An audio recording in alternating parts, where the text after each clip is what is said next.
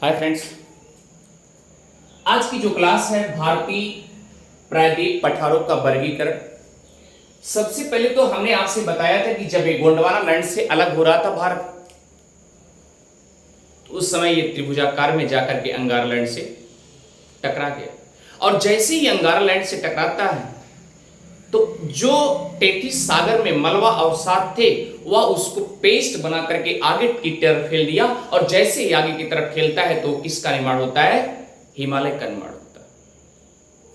लेकिन आप जानते हैं यूरेशियन प्लेट भी अपने आप में, अंगारा लैंड भी प्लेट अपने आप में हल्का नहीं था, क्योंकि भारत उसके आगे एक तुच्छ था। इसका मतलब कि जितना उसका बल था उसी स्पीड में जा रहा है, और उसी स्पीड में जाएगा तो कम टेथिस सागर से मलबा उठा करके केवल पर्वतों का निर्माण किया होता। इत्तेफाक से अगर आपका जो इंडियन प्लेट है, भारतीय प्लेट है, भारतीय पेंसुला या इंडियन पेंसुला जो जा रहा था, अगर भारी होता और भारी के साथ साथ फुल स्पीड में जाता, हो सकता है कि अंगारा लैंड के ऊपर भी चढ़ जाता, और चढ़ भी जाता। दूसरा कंडीशन है, अगर उसके ऊपर चला जाता, तो यह भी हो सकता है कि ना जाता, लेकिन दोनों आपस में टूट के भ्रंश जैसा फिर निर्माण करते, फ्रेंड, टूट जाते। तो आज की क्लास हम सबसे पहले एक एक वर्ड को उठाएंगे। भारत के प्रायद्वीपीय पठारों का वर्गीकरण। तो सबसे पहले हम चलते हैं मैप पे। तो यहां हम लिख देंगे भारत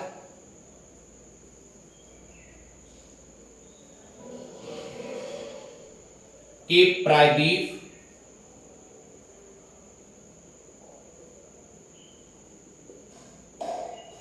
पठारों का वर्गीकरण।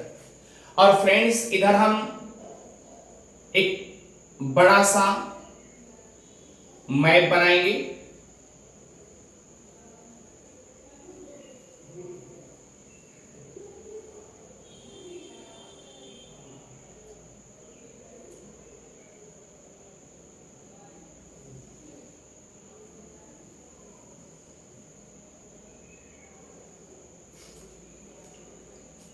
जैसा कि फ्रेंड्स आपने देखा था, इधर काराकोरम, ये लद्दाख, और ये आपका जास्कर, यहां आपने देखा था।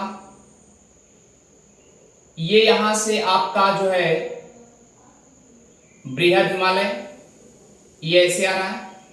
फिर लघु हिमालय आपने देखा, फिर उसके बाद शिवालिक, ये आपने देख लिया।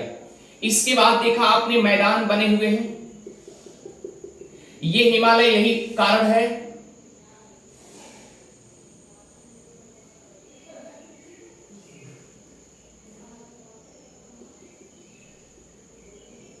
ये मैदान बने हुए,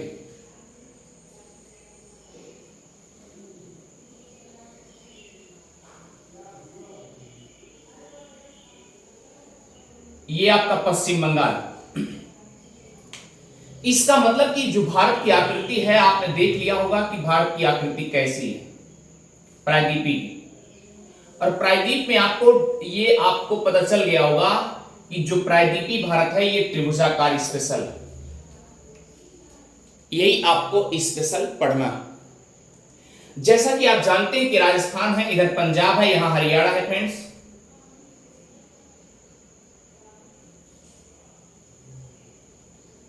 ये पोर्शन आपका हरियाणा है, और यहीं पर आपका यूपी, दिल्ली। जैसे कि देखते हैं कि गुजरात से एक अरावली श्रेणी, ये आकर के गुजरात, राजस्थान, हरियाणा, उसके बाद आप कहां जाएंगे? दिल्ली। तो यहां से लेके, और दूसरी चीज है कि यहां पर आपको एक मिलेगा विंध्य पर्वत, विंध्य श्रेणी मिलेगी। इतनी बातें आपको अच्छे से समझ में आ गई। तो फ्रेंड्स याद रखिए, अब आपको देखने में क्या लग रहा है कि अरावली और ये जो विंध्य श्रेणी है, इन दोनों के बीच में ऐसा लग रहा है कि एकदम मध्यांतर में है कि नहीं, सेंटर में है कि नहीं। और ये जो सेंटर है प्यारे, ये जो सेंटर है ये ऐसे जब ये इससे टकराया होगा, टकराने के बाद धीरे से ऐसे उठ गया होगा, ऊपर की तरफ उठ गया होगा। तो ये जब ऊपर की तरफ उठ गया होगा और बीच में है, इसीलिए इसको, इस एरिया को बोल दिया गया केंद्रीय उच्च भूमि बोल दिया। तो लिखेंगे, आप यहां हेडिंग डाल देंगे केंद्रीय उच्च भूमि।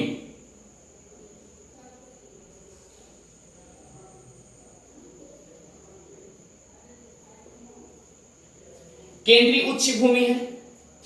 अब केंद्रीय उच्च भूमि लेकिन कहां से कहां तक है? ये क्या है? बिंद श्रेणी।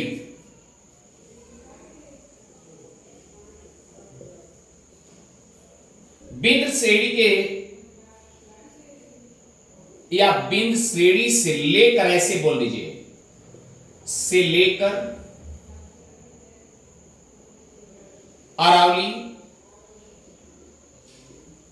श्रेणी तक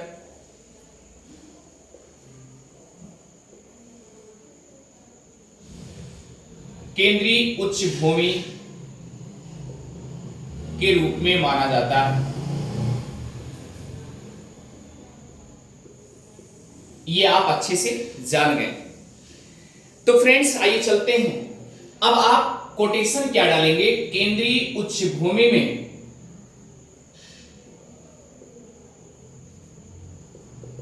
क्या क्या डालेंगे? पहले नंबर पे क्या होगा? उत्तर साइड में अरावली श्रेणी।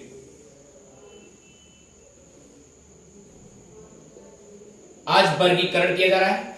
अब जैसा कि फ्रेंड्स आप जानते हैं कि अरावली श्रेणी का रेंज कितने राज्यों में है?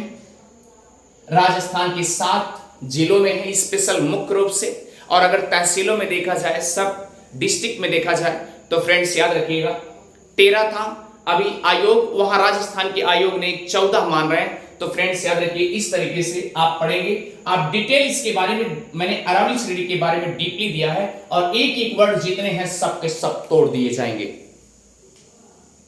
अरावली श्रेणी यानी गुजरात प्लस ये राजस्थान, उसके बाद यहां पर आपका हरियाणा है, उसके बाद आपका दिल्ली कटक है। यहां दिल लिख दे रहे हैं, आप समझ जाएंगे दिल्ली है दिल वालों का। ये बात समझ आ गई? यानी केंद्रीय उच्च भूमि अरावली श्रेणी कहां कहां है? ये पहला कोटेशन हो गया। दूसरा है, फ्रेंड्स याद रखिएगा, दूसरा जो है ये अब देखेंगे, यहां पर आप जैसे यहां पर पहुंचेंगे, आपको यहां पर देखेंगे एक पठार मिलेगा जिसका नाम है मेवाड़ का पठार। तो यानी अरावली श्रेणी के दक्षिण में ही है, तो दूसरे नंबर पे क्या है? मेवाड़ का पठार। अब मुख्य रूप से कहां हो सकता है? ये राजस्थान में हो सकता है। केवल मुख्य रूप से लिखा जा रहा है। क्यों? सवाल यह है क्योंकि जब हम मेवाड़ का पठार पढ़ेंगे तो इसका किस जिले से, किस तहसील से, कितनी दूरी से, किस नदी से टच कर रही है ये पठार, तो हम आपको डीपली बताएंगे। लेकिन पहले तो इसका वर्गीकरण, क्लासिफिकेशन अच्छे से कर लिया जाए।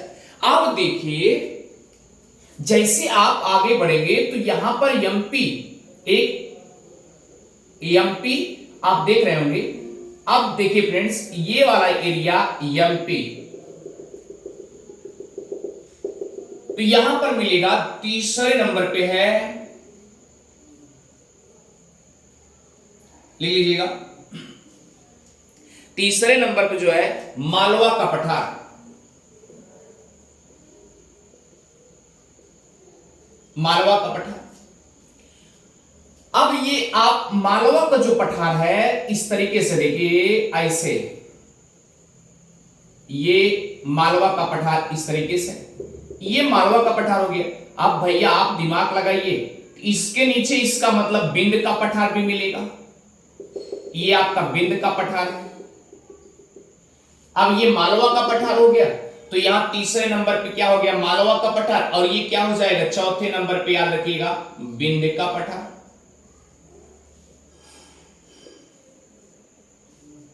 यहां तक समझ में आ गया? अब फ्रेंड्स याद रखिए, जैसा कि आप जानते हैं कि यूपी और ये एरिया यहां पर आपको मिलेगा बुंदेलखंड, 5वें नंबर पे है बुंदेलखंड का पठार, मिल गया बुंदेलखंड का पठार। अब बुंदेलखंड का पठार जैसा कि आप जानते हैं मध्य प्रदेश प्लस उत्तर प्रदेश, उत्तर प्रदेश और मालवा मध्य प्रदेश, इसे भी याद रखिएगा। क्लियर, बिंद का पठार। अब छठे नंबर पे जो है फ्रेंड्स याद रखिएगा, जो छठे नंबर पे है वह है बिंद श्रेणी, बिंद श्रेणी। तो फ्रेंड्स ये आपके केंद्रीय उच्च भूमि के अंतर्गत आएंगे। जैसे अरावली श्रेणी से स्टार्ट करेंगे, अरावली श्रेणी, उसके बाद मेवाड़ का पठार, उसके बाद मालवा का पठार, उसके बाद बिंद का पठार, उसके बाद बुंदेलखंड का पठार, उसके बाद बिंद श्रेणी। तो ये यहां से लेके यहां तक ये वाला एरिया, ये ऐसे एरिया देखिए, ये वाला एरिया आप इतना जानते रहिए कि क्या है, ये केंद्रीय उच्च भूमि है। ये बातें अच्छे से समझ में आ गई होगी। आप भैया याद रखिएगा, अगर ये बातें समझ में आ गई तो और भी आगे चलें। सवाल उठता है कि आपने देखा होगा ये अगर बिंद श्रेणी हो गई तो यहां देखे होंगे एक मैकाल रेंज है, मैकाल पर्वत, ठीक है, ये बिंद श्रेणी हो गई। अब ऐसे देखेंगे यहां पर कैमूर की श्रेणी भी दिखेगी, यहां लिख दे रहा हूं कैमूर। और उसके बाद मैकाल रेंज, मैकाल रेंज जैसा कि एमपी और छत्तीसगढ़ स्पेशल है माना जाता है, ये क्या हो जाएगा आपका मैकाल रेंज हो जाएगा।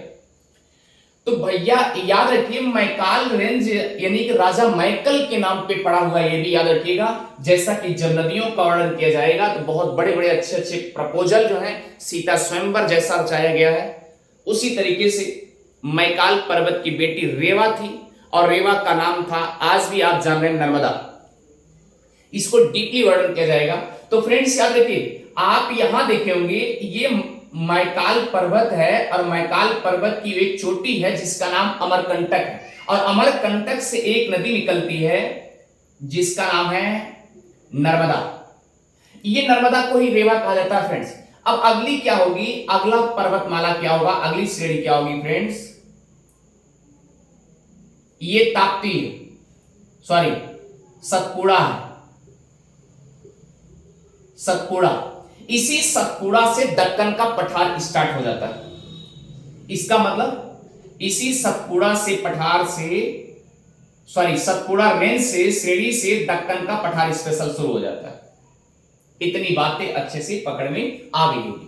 अब देखिए अगर ये सतपुड़ा रेंज हो गया तो इसके नीचे आपको कौन सी नदी मिलेगी, ताप्ती मिलेगी, जिसे सूर्यपुत्री भी कहा जाता है, सूर्यपुत्री, याद रखिएगा।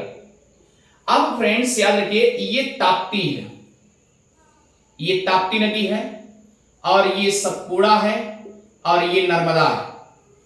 क्लियर, इतनी बातें अच्छे से समझ में आ गई होगी।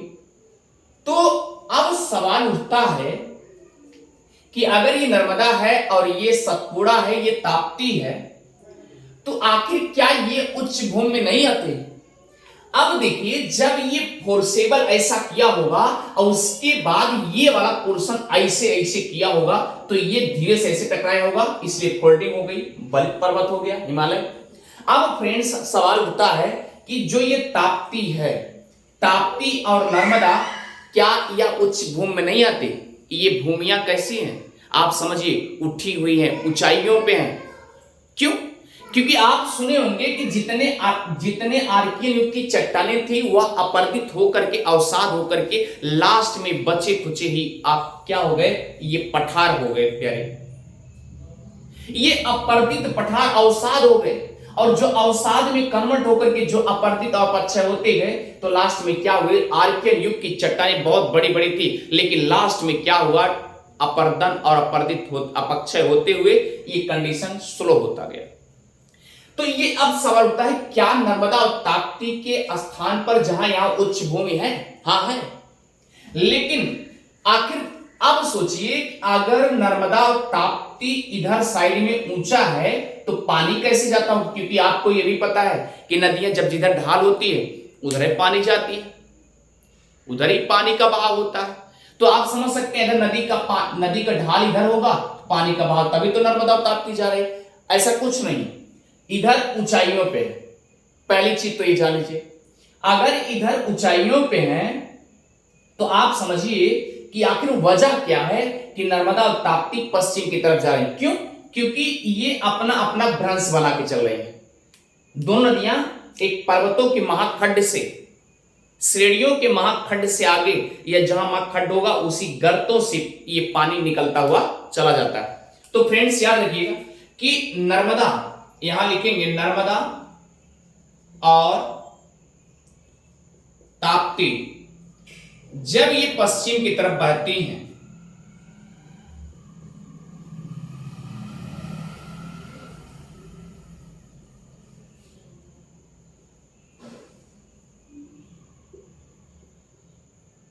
जब ये पश्चिम की तरफ बहती हैं तो इसका मतलब ये नहीं है, मतलब यह नहीं है कि यहां पर ढाल है, बल्कि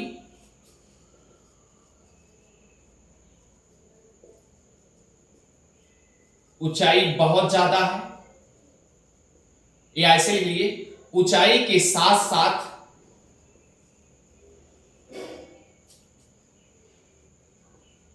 अपने अपने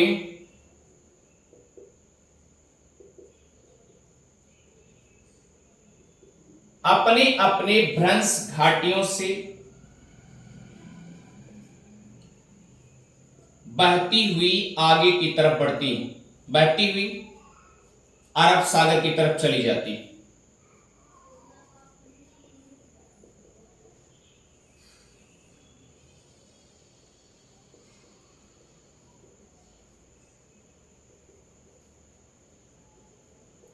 इतनी बातें अच्छे से समझ में आ गई होगी।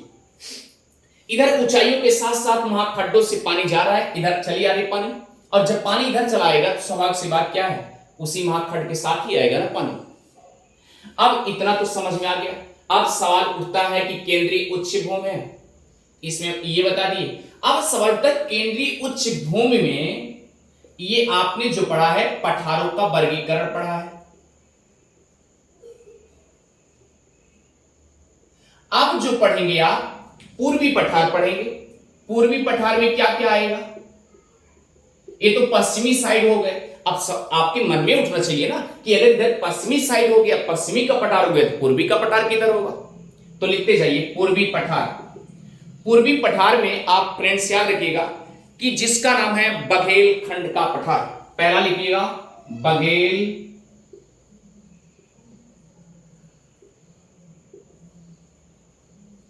खंड का पठार। अब देखिए फ्रेंड्स याद रखिएगा, ये जो बघेल खंड का पठार है ये इसके बीच में, किसके किसके, मालवा और बुंदेलखंड के बीच में। क्लियर हो गया, किसके किसके बीच में है, मालवा और बुंदेलखंड के बीच में, ये हो गया। अब उसके बाद आगे चलेंगे छोटा नागपुर का पठार।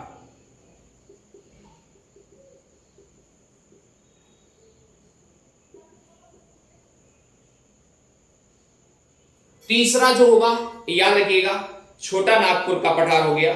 राजमहल की पहाड़ी जो कि स्पेशल झारखंड में है, राजमहल की पहाड़ी ये झारखंड में क्या फ्रेंड्स। अब देखिए कि जो चौथे नंबर पे होगा, यानी क्या हो गई, ये आपके बघेलखंड हो गया और ये आपका बुंदेलखंड हो गया, और उसके बाद यहां झारखंड में एक राजमहल की पहाड़ी है। ऐसे आप देखिए ध्यान दीजिएगा, अगला जो होगा, जो अगला है वह गढ़जात, गढ़जात का पठार। गढ़जात लिखते हैं, कहीं कहीं गरजात लिखते हैं, गरजात का पठार। ये आप पूछेंगे कहां है, स्पेशल रूप से उड़ीसा के रेंज में। अब देखिए ये उड़ीसा वाले रेंज हो गया, ठीक है। तो ये गड़जात या गरजात का पठार हो गया। अगला जो पॉइंट है आपका फ्रेंड्स याद रखिएगा, उसका नाम है महानदी बेसिन। जैसा कि आप ये देखिएगा महानदी बेसिन। पांचवा है महानदी बेसिन, महानदी बेसिन। उसके बाद है दंड कारण का पठार। दंड कारण का पठार, इसका मतलब कि क्या है, उड़ीसा भी आ जाएगा। उड़ीसा, छत्तीसगढ़ और ये महाराष्ट्र, आंध्र प्रदेश, तेलंगाना, ये सब आ जाएंगे। अब एक चीज और जान लीजिए, दंड कारण का पठार जो है ये स्पेशल रूप से बस्तर का भी पठार कहा जाता है। क्या कहा जाता है, बस्तर का पठार।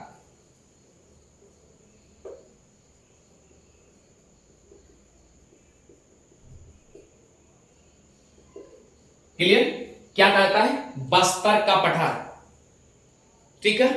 इसका विवरण ये पूर्वी पठार में वर्गीकरण किया जा रहा है, क्लासिफिकेशन किया जा रहा है। इसके डीपली एक एक वर्ड उठाएंगे। मेवाड़ का पठार कहां से कहां तक है, बघेल का पठार कहां से कहां है, छोटा नागपुर का पठार कहां से कहां है, राजमाल की पहाड़ी कहां से कहां तक है, महानदी बेसिन कहां तक कहां है, दंडकारण्य का पठार और बस्तर का पठार कहां से कहां है, सब डिटेल एक एक क्लास या दो क्लास में पूरा खत्म कर दिए जाएंगे।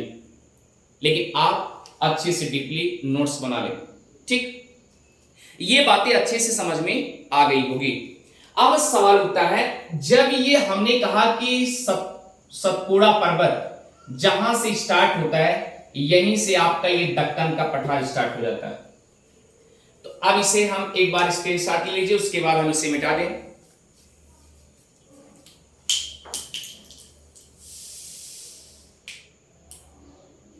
इसे एक बार स्क्रीनशॉट ले लीजिए, हम मिटा दें।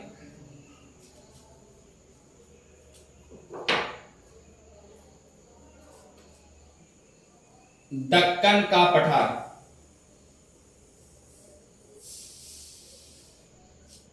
लिखेंगे सतपुड़ा पर्वत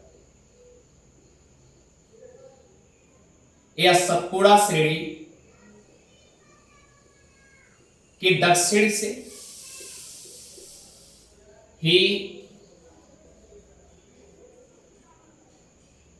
दक्कन पठार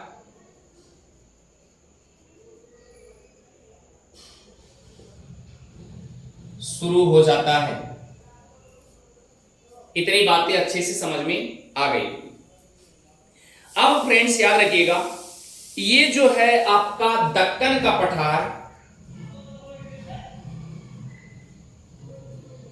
इसे दो भागों में बांटा गया। एक उत्तरी दक्कन, अगर उत्तरी दक्कन हो गया तो नीचे वाला भी दक्कन होगा, यानी दक्षिण।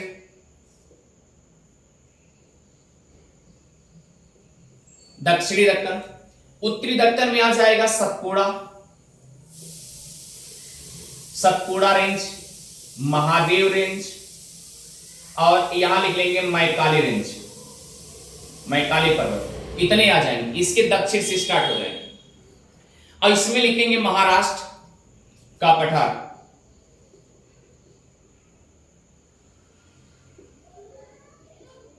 महाराष्ट्र का पठार। ये अच्छे से आपको समझ में आ गया कि दक्कन का पठार उत्तरी दक्कन में आ जाएगा सतपुड़ा, उसके बाद महादेव पहाड़ी, फिर उसके बाद मैकाले। अब दक्षिणी दक्कन में क्या जाएंगे, महाराष्ट्र का पठार। ये आपको अच्छे से डीपली समझ में आ गया होगा। अब आइए चलते हैं आगे की तरफ, इसे एक बार स्क्रीनशॉट लेके आगे बढ़िए।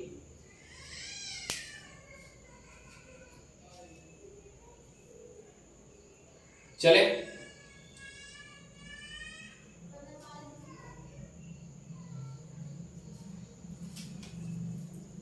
फ्रेंड्स याद रखिएगा, इसे आप और डीपली जाना चाहें तो इसको एक पार्ट यहां कर दीजिए, दो पार्ट यहां कर दो, दो पार्ट हो गया। आप दूसरे भाग में कर देंगे, आपका कर्नाटका, आंध्रा, ये सब आ जाएंगे, ठीक है। तेलंगाना आ जाएगा दक्षिणी पार्ट में, ठीक। तीसरे लिख लेंगे कर्नाटक, ये दक्षिणी वाला है, यहां लिख लेंगे।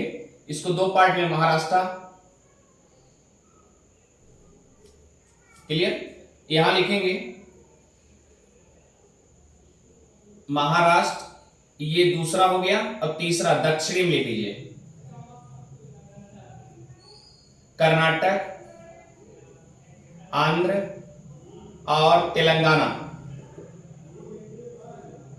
ये सब आ जाएंगे, इनके पठार आ जाएंगे। फ्रेंड्स इतनी बातें समझ में आ गई।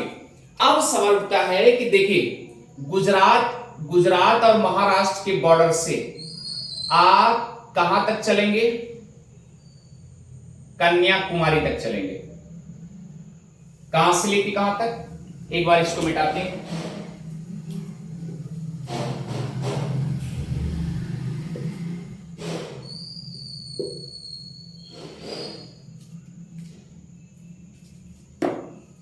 देखिए गुजरात प्लस महाराष्ट्र के बॉर्डर से लेकर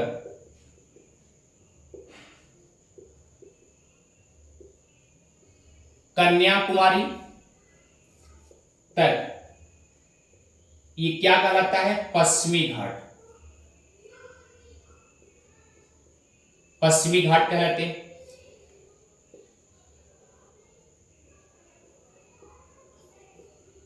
और एक बात याद रखिए, पश्चिमी घाट को ही सह्याद्री भी बोला जाता है। पश्चिमी घाट को सह्याद्री भी बोला जाता है।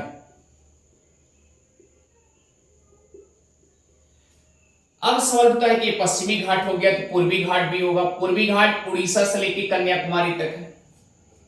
अब आगे देखिए, पूर्वी घाट यहां लिख लेंगे, उड़ीसा से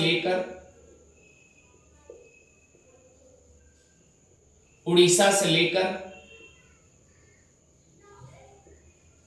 कन्याकुमारी तक,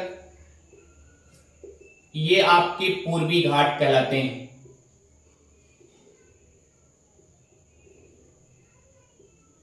इसके बारे में डीपली कहानी चलेगी। अब सवाल उठता है कि यहां से बॉर्डर चलना है तो कौन कौन राज्य पड़ेगा पश्चिमी घाट में? तो याद रखेंगे, पहला होगा गुजरात का बॉर्डर आ जाएगा। यहां लिखेंगे गुजरात प्लस महाराष्ट्र का बॉर्डर, ये हो गया। यहां लिख लेंगे बॉर्डर से मैंने स्टार्ट किया। इसके बाद क्या आएगा? आपने देखा होगा यहां गुजरात है, उसके बाद महाराष्ट्र, फिर गोवा भी आ जाएगा। गोवा भी हो गया। फिर क्या आ जाएगा? कर्नाटक आ जाएंगे। फिर क्या आ जाएंगे? केरल आ जाएंगे। जैसा कि आप जानते हैं कन्याकुमारी तमिलनाडु में स्पेशली मुख्यतः, तो यानी कि तमिलनाडु के बॉर्डर यहां लिखेंगे, केरल प्लस तमिलनाडु का बॉर्डर, ये आपके पश्चिमी घाट हुए। पूर्वी घाट में उड़ीसा हो जाएगा, उड़ीसा। उसके बाद क्या आएगा? याद रखिए आंध्र प्रदेश, जिसे उत्कल उड़ीसा को बोला जाता है, और आंध्र प्रदेश को उत्तरी सरकार, आंध्र प्रदेश। उसके बाद तमिलनाडु, ये आपके पूर्वी घाट में आ जाएंगे। लेकिन फ्रेंड्स याद रखिएगा, पश्चिमी घाट और पूर्वी घाट के जहां मिलन होता है, जहां पर दोनों संगम बनाती हैं, वहां पर याद रखिएगा 3 पहाड़ियां स्पेशल हैं, जिसे दक्षिण की पहाड़ियां के नाम से जाना जाता है। दक्षिणी पहाड़ियां कौन कौन है? याद रखिएगा दक्षिणी पहाड़ी, पर्टिकुलरली दक्षिणी पहाड़ी कहां है? लिखेंगे पश्चिमी घाट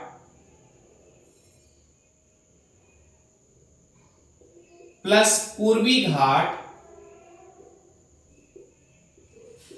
का जहां मिलन होता, जहां मिलते हैं, वहीं पर दक्षिणी पहाड़ियां हैं।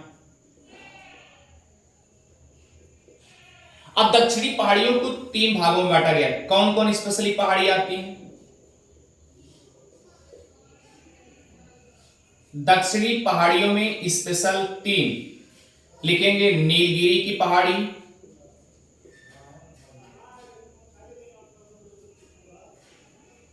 अगला क्या है, अन्नामलाई,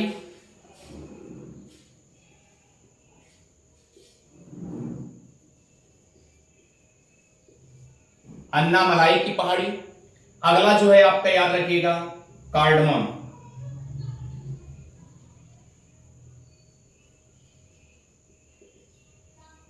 कार्डमम की पहाड़ी। ये 3 पहाड़ियों का स्पेशल पढ़ेंगे, अन्नामलाई, कार्डमम, नीलगिरी, तो इसको पढ़ेंगे दक्षिणी पहाड़ियों में। ये फ्रेंड्स आपको अच्छे से समझ में आ गए होंगे। अब ये सवाल उठता है दक्षिणी पहाड़ियां हैं कहां, तो मैंने बताया कि पश्चिमी और पूर्वी घाट के संगम जहां होते हैं, मिलन होते हैं, वहीं पर होते हैं। ये बातें अच्छे से समझ में आ गई। अब इसे एक बार फिर मिटाते हैं, उसके बाद आगे चलते हैं। चले, तो ये पूर्वी पठार और ये सब क्लियर हो गया। केंद्रीय उच्च भूमि क्या है, पूर्वी पठार में क्या है, पश्चिमी घाट के अंतर्गत कौन आ रहे हैं, और उसके बाद पूर्वी घाट, इन दोनों के बीच जहां संगम होता है क्या कहलाता है।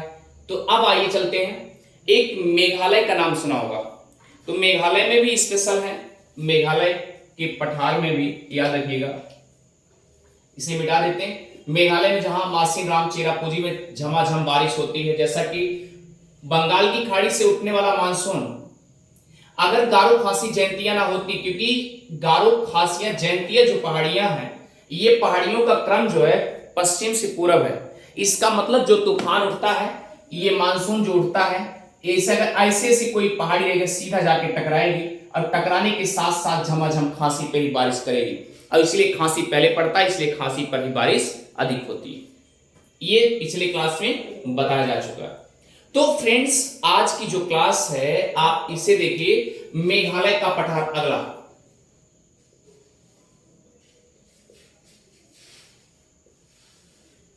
इसे भी 3 भागों में बांटा गया। अब आप नोट कर लीजिए, तीनों भाग मेघालय का पठार को स्पेशल आप याद रखिएगा, जो है आप उसे कैसे सजोएंगे,